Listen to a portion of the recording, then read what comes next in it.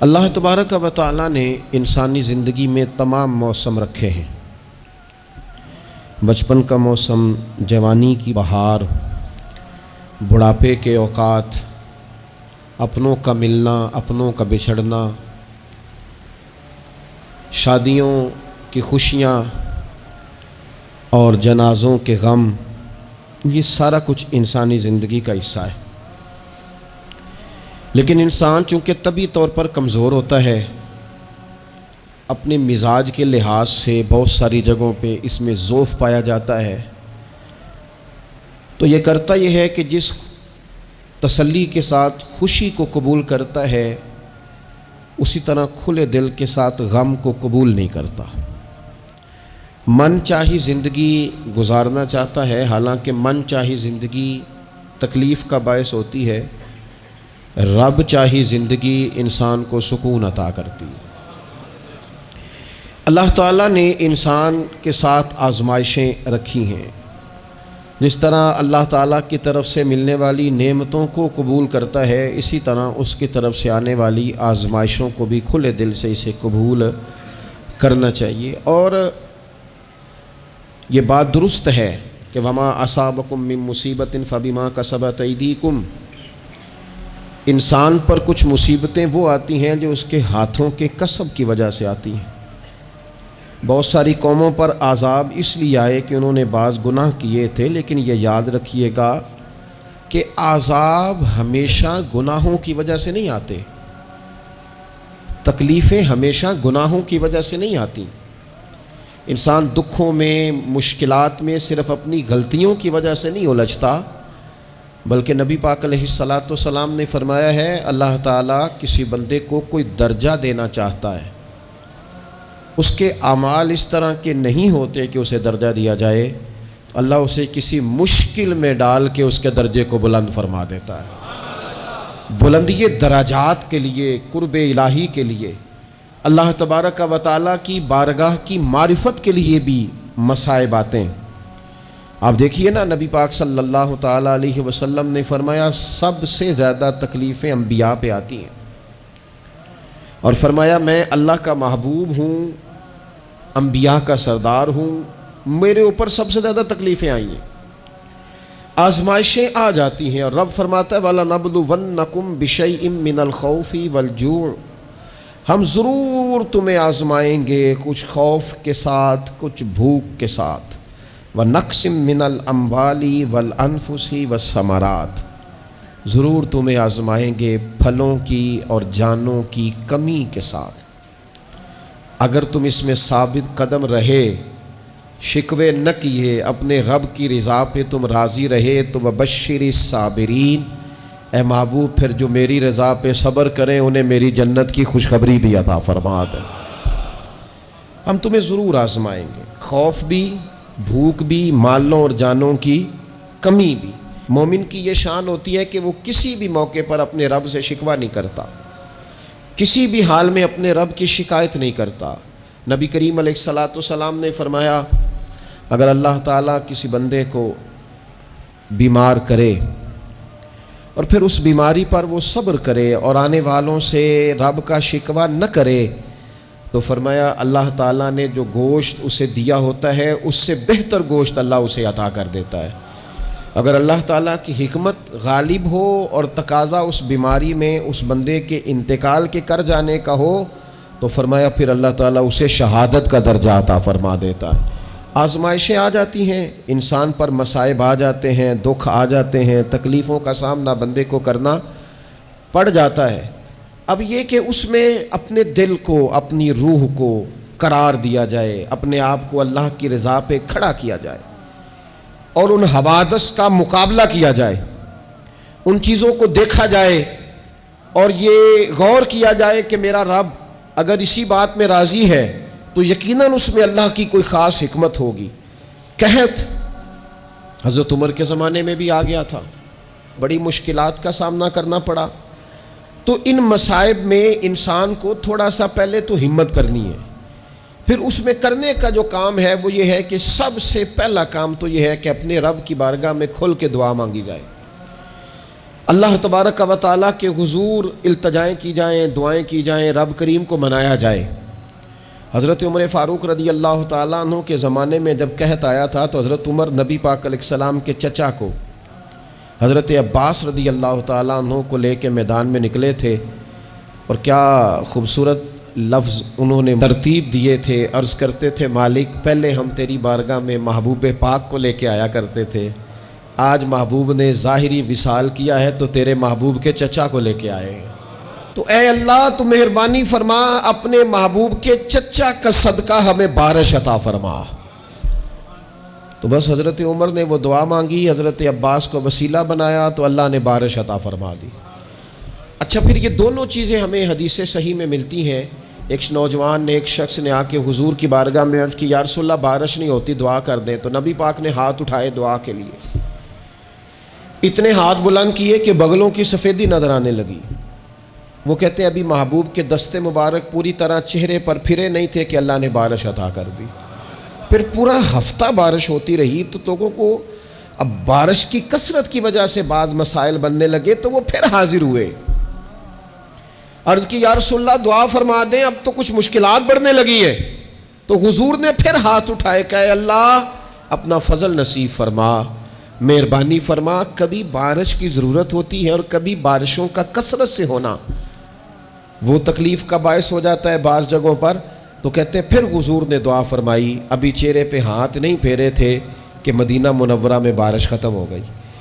تو سب سے پہلا اور ضروری کام ہمارا آج مزاج بن گیا ہے کہ ہم تبصرے کرتے ہیں، سیاست کرتے ہیں، اس پر بیٹھ کر اب ایک اور دور آ گیا ہے، ویڈیو بناتے ہیں، موبائل چلاتے ہیں، جو کہ بہت بڑا امتحان ہے ہمارے لیے کہ صرف 20 منٹ موبائل کو ہاتھ نہ لگائیں، بہت بڑا امتحان ہے۔ ہو سکتا ہے بہت سارے لوگ بڑی تکلیف میں آ جائیں کہ پورے 20 منٹ گزر گئے، اس پہ ویڈیو بنائیں گے، اس پہ کومنٹس کریں گے، اس پہ یہ کام ہم کرتے ہیں۔ حالانکہ اگر کوئی ایسی مشکل آ جائے تو شریعت نے ہمیں یہ سبق دیا کہ پہلے دعا، پہلے اللہ کی بارگاہ میں حاضری۔ اکبر الہ آبادی نے کہا تھا کہ مصیبت میں بھی اب یاد خدا ہم کو نہیں آتی، دعا منہ سے نہ نکلی، جیبوں سے عرضیاں ہی نکلی۔ ہم محکموں میں درخواستیں دیتے ہیں لیکن دعا کی طرف بڑھتے بڑا خوبصورت کام ہے۔ سب سے پہلے تو یہ کریں کہ وہ جو ہمارے بھائی تکلیف میں ہیں، مجبوری میں ہیں، ان کے لیے اپنے رب کی بارگاہ میں عرض کریں کہ مالک، قدرتوں کا مالک تو تو ہے، ہر چیز تو تیرے دستے کرم میں ہے، اور تو کریم اتنا ہے کہ بندوں پہ تو غضب نہیں زیادہ فرماتا، رحمت ہی زیادہ فرماتا ہے، اور تیری رحمت تیرے غضب پر غلبہ رکھتی ہے، اس لیے مالک تو کرم فرما، اور یہ جو لوگ ہیں تو انہیں اپنے فضل سے ہی آسانی عطا فرما تاکہ اس مشکل سے نکل آئیں۔ جن دنوں قحط آیا تھا نا مکہ مکرمہ مدینہ طیبہ میں حضرت عمر کے زمانے میں، تو حضرت عمر فاروق فرماتے ہیں میں نے بغیر گھی کے کبھی کھانا نہیں کھایا تھا، لیکن میں نے قسم اٹھا لی تھی کہ جب تک سب لوگوں کو راشن کھانا میسر نہیں آتا میں بھی گھی نہیں کھاؤں گا۔ یہ جو اضافی اخراجات ہیں، ایڈوانس گاڑیاں بک کرانا، نئے ماڈل کے موبائل خریدنا، یہ جو ہمارے صرف ناز نخرے ہیں، صرف ان کو تھوڑا سا کلوز کر لو۔ عجیب بات ہے نا، عجیب ظلم ہے نا کہ ایک بچہ رات کو اس لیے کھانا نہیں کھا رہا کہ اس کی مرضی کا پکا ہوا نہیں، اور ایک طرف میرے ہی وطن میں اس ویڈیو نے بھی میری چیخیں نکلوا دی جس میں ایک بیٹی، اور اس کی عمر بھی بالکل اتنی ہے جتنی میری بیٹی کی عمر ہے، اس سے وہ صحافی پوچھتا ہے، پاؤں اس کے ننگے ہیں اور پاؤں پہ کیڑے چڑھ رہے ہیں، تو اس سے پوچھتا ہے پتر کیا چاہیے؟ وہ کہتی ہے صرف روٹی کھانی ہے، کوئی مطالبہ نہیں، کوئی مطالبہ نہیں، روٹی دا دکھ نہ پوچھو، یہ روٹی بندہ کھا جاندی جی، روٹی بندہ کھا جاتی۔ اللہ کریم نے فرمایا وَتَعَاوَنُوا عَلَى الْبِرِّ وَالتَّقْوَى، جب تقوی اور پرہیزگاری کا معاملہ ہو تو ایک دوسرے کے ساتھ تعاون کرو، ایک دوسرے کے ساتھ تعاون کرو، ایک دوسرے کا آگے بڑھ کے بازو تھامو، خیر کے کاموں میں ایک دوسرے کی مدد کرو، آگے نکلو۔ ہو جاتا ہے کبھی کبھی ایسا کہ ایک بھائی کے پاس بہت زیادہ مال ہوتا ہے، دوسرے کے پاس کم ہوتا ہے، اور نبی پاک صلی اللہ تعالیٰ علیہ وسلم نے ارشاد فرمایا کہ یاد رکھنا اللہ تبارک و تعالیٰ اتنی دیر تک تمہاری مدد کرتا ہے جب تک تم اپنے بھائی کی مدد کرتے رہتے ہو. اللہ تمہارا مددگار رہتا ہے. اور یہ جو مسلمان ہوتے ہیں، مومن، کلمہ پڑھنے والے، ان کے بارے میں میرے نبی پاک علیہ الصلوۃ والسلام نے فرمایا کہ یہ ایک جسم کی مانند ہیں، ایک جسم کی طرح ہے. مومن ایک جسم کی طرح ہے، جس طرح یہ پورا جسم ہوتا ہے. اور حضور نے مثال دے کے بات سمجھائی، فرمایا جسم کا ایک حصہ تکلیف میں ہونا تو سارا جسم اس کا کرب محسوس کرتا ہے.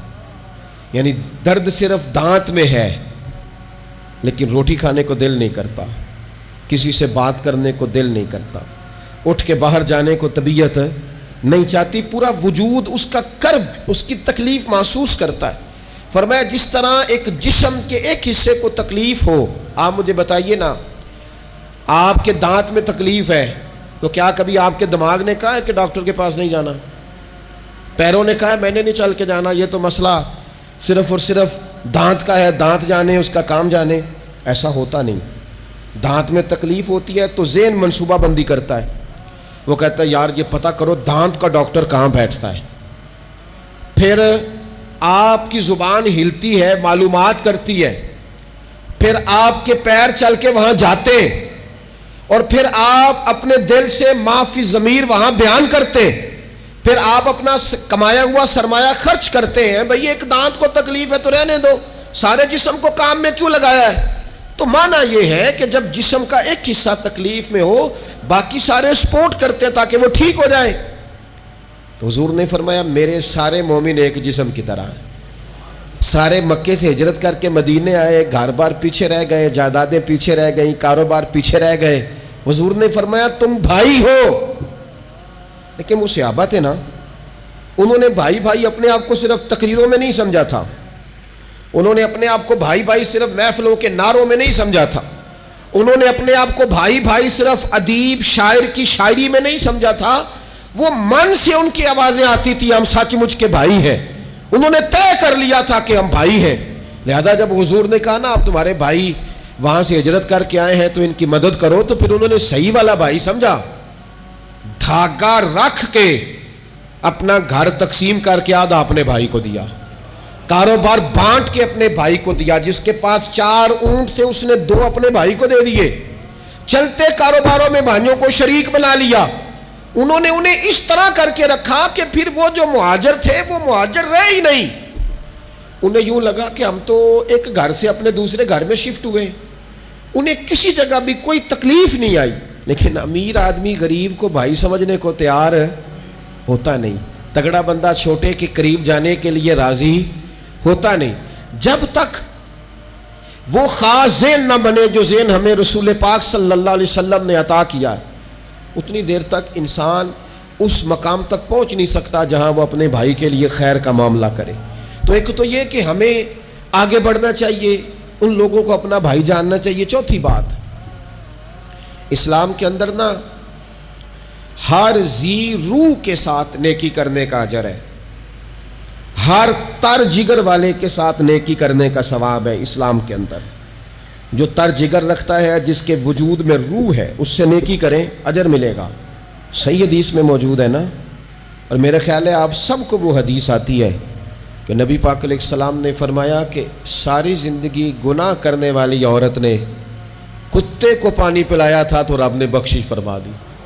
کتا حلال جانور بھی نہیں، کتے کو پانی پلایا، ساری زندگی کے گناہ تھے، اللہ نے معاف کر دیا. کوئی بھی تر جگر والا ہو، آپ مجھے بتائیے ایک کتے کو پانی پلانے سے رب معاف کرتا ہے، تو اگر کوئی کسی انسان کی خدمت کرے، اور نرا انسان نہیں مسلمان، اور نرا مسلمان نہیں مدینے والے کا غلام، رسول اللہ کا کلمہ پڑھنے والا، اس کے ساتھ نیکی کرنے سے اللہ کتنا اجر عطا فرمائے گا. تو عزیز بھائی، مخلوق خدا سے جب لوگ پیار کرتے ہیں، جب لوگ محبت کرتے ہیں، اور جب ہمارے دل نرم، ہمیں نا مادہ پرست بنایا گیا ہے کچھ عرصے سے، ہمارا ذہن بنا دیا ہے. اور یہ ڈھیر سارے لوگ ہیں جو تقسیم کرتے ہیں ذہنوں کو، ڈھیر سارے لوگ، اس میں بعض مذہبی لوگ بھی شامل ہیں الا ماشاءاللہ، جو ذہن تقسیم کرتے ہیں، چھوٹی چھوٹی اپنے لالچ کے لیے لوگوں کو ایک دوسرے سے دور کرتے ہیں. یہ تقسیم کار ہمارا عام حصہ ہے، عام جز ہے. یاد رکھنا، جب قومیں مادہ پرست ہو جاتی ہیں نا، جب وہ ہر چیز کو پیسے میں تولتی ہیں اور پہلے اپنا نفع دیکھتی ہیں، پھر وہ معاشرہ انسانوں کا معاشرہ نہیں رہتا، وہ تاجروں کا معاشرہ ہوتا ہے۔ وہاں ہر چیز سیل ہوتی ہے، بیچی جاتی ہے۔ دوستو، قلبی طور پر جب دلوں میں گنجائش ہوتی ہے، جب ہمارے دلوں میں وسعت ہوتی ہے، جب ہمیں پیار کرنا آتا ہے، 2 آدمیوں کا کھانا 3 آدمی کھا سکتے ہیں، شرط یہ ہے کہ وہ تیسرے کو بٹھانے کی وسعت رکھتے ہوں۔ 4 آدمیوں کا کھانا 5 آدمی کھا سکتے ہیں، شرط یہ ہے کہ ان کے دلوں میں گنجائش موجود ہو۔ یاد رکھنا، ایک چھت کے نیچے ایک ہی گھر کے اندر 4-5 خاندان گزارا کر سکتے ہیں، شرط یہ ہے کہ ان کے دلوں میں گنجائش موجود ہو، شرط یہ ہے کہ وہ قلبی کیفیات وہی رکھتے۔ لیکن ہمیں نہ کچھ مست سا کر دیا گیا ہے اپنی اپنی دنیا داری میں، کچھ محو سے ہیں، کچھ اس طرح کا ماحول بنا دیا گیا، مجھے کیا لینے دیں مجھے، مذہبی لوگ بھی اتنے لاکھ کی محفل نعت، اتنے لاکھ کا عرس، اتنے لاکھ کی فلانی شے۔ او خدا کے بندو، کچھ دیر کے لیے چھوڑ لو، کچھ دیر کے لیے مہربانی کر لو، اور دیکھو تو صحیح ضرورت کس چیز کی زیادہ ہے۔ چلو کوئی تو گنجائش پیدا کرو زندگی میں، کہیں کسی ایک چیز کو روک لو۔ مستحب کا اور واجب کا فرق ہی نہیں سمجھتے۔ اقبال کہنے لگے، یہ کسی شوخ نے لکھ دیا یہ جملہ محراب مسجد پر کہ یہ ناداں گر پڑے سجدے میں جب وقت قیام آیا۔ وقت تو قیام کا تھا، تم سجدوں میں ہو، اٹھنے کا ٹائم تھا، لوگوں کی مدد کرنے کا وقت تھا، اور تم ابھی بھی اپنے ختمات شریف میں الجھے ہوئے ہو۔ کل 10واں چہلم مستحب ہے، 2 آدمی بیٹھ کے ختم دلا لیں، ہو جاتا ہے۔ یہ باقی کا لاکھوں روپے کا مال ان جگہوں پہ پہنچایا جائے جہاں ضرورت ہے۔ محفل نعت آپ کے محلے کا نوجوان بھی نعت پڑھ سکتا ہے، مقامی خطیب کو بھی تقریر آتی ہے، ہر جمعے کرتا ہے، اور بڑے کام ہے کرنے والے، لیکن وہ بس ٹھیک ہے، ہم جہاں لگ گئے وہاں سے ہلنے کو تیار ہی نہیں، ایک مخصوص سا مزاج بنا لیا، اس سے باہر آنا ہی نہیں چاہتے، پسند ہی نہیں کرتے۔ تو اپنی زندگی کے اندر وسعت پیدا کریں، اپنے دل میں وسعت پیدا کریں۔ یاد رکھیں، جب بندہ کسی کے بچوں کا سوچتا ہے تو اللہ اس کے بچوں پر فضل فرماتا ہے۔ جب انسان کسی کا گھر آباد کرتا ہے، رب اس کا گھر آباد کرتا ہے۔ حضرت ابوبکر صدیق فرمایا کرتے تھے، تو اللہ کے دین کی خدمت میں لگ جا، تیرا ذاتی کوئی کام رب روکنے نہیں دے گا، وہ سارے تیرے کام ہوتے رہیں۔ ہم کیا سمجھتے ہیں کہ تگڑی تقریروں سے لوگوں کو قریب کر لیں گے؟ یا ہم کیا سمجھتے ہیں کہ بڑے بڑے پوسٹر لگائیں گے محفلوں کے تو لوگوں کو؟ ہم کیا سمجھتے ہیں حساب صرف نمازوں کا ہونا ہے؟ ہم کیا سمجھتے ہیں کہ حساب صرف ہم سے سجدوں کے بارے میں پوچھا جائے گا؟ یہ بھی سوال ہوگا، یہ بھی صحیح بخاری مسلم میں موجود ہے، صحیح حدیث میں موجود ہے کہ رب فرمائے گا، او بندے میں بھوکا تھا تو نے مجھے روٹی نہیں کھلائی، میں پیاسا تھا تو نے پانی نہیں پلایا، کپڑوں کی حاجت تھی تو لے کے نہیں آیا، میں بیمار تھا تو نے تیمارداری نہیں کری۔ مالک تو کھانے سے پاک، پینے سے پاک، پہننے سے پاک، بیماری سے پاک۔ تو رب کریم فرمائے گا، وہ جو تیرے پڑوس میں بندہ بیمار تھا تو میں ہی تو تھا نا، وہ جو تیرے پڑوس میں آدمی بھوکا تھا تو بندہ تو میرا ہی تھا نا، وہ جو تیرے دائیں بائیں لوگوں کو حاجت تھی تو وہ میرے ہی بندے تھے۔ خدا کے بندے تو ہیں ہزاروں، بنوں میں پھرتے ہیں مارے مارے، میں اس کا بندہ بنوں گا جس کو خدا کے بندوں سے پیار ہوگا۔ کچھ نہ تھوڑا سا اپنے دلوں میں وہ کیا بات کی تھی ساگر نے، اس نے کہا تھا کہ یہی ہے ذوق عبادت کی انتہا ساگر، اور غم حیات کے ماروں کا احترام کرو۔ یہ جو غم حیات کے مارے ہیں ان کا احترام کرو۔ 100 گھر تھا مدینہ شریف میں، امام ابو نعیم نے اس کو لکھا ہے۔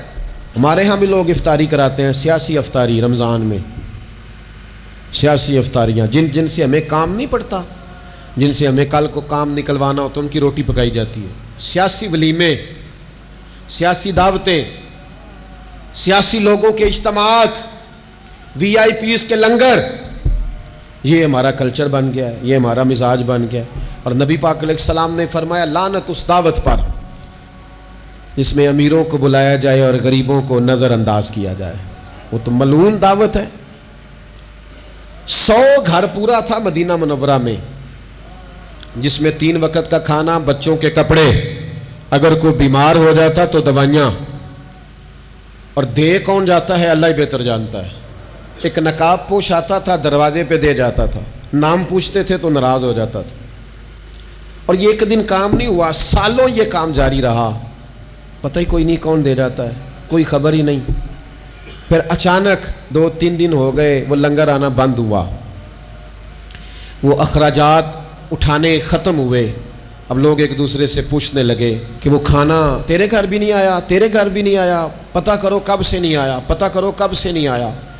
تو طے ہو گیا، جب لوگوں نے تاریخیں لگانی شروع کی، ایک دوسرے کے ساتھ ملانی شروع کی، تو 18 محرم سے میرے گھر نہیں آیا، ہاں ہمارے ہاں بھی 18 محرم سے نہیں آیا، پتہ کرو، تحقیق کرو۔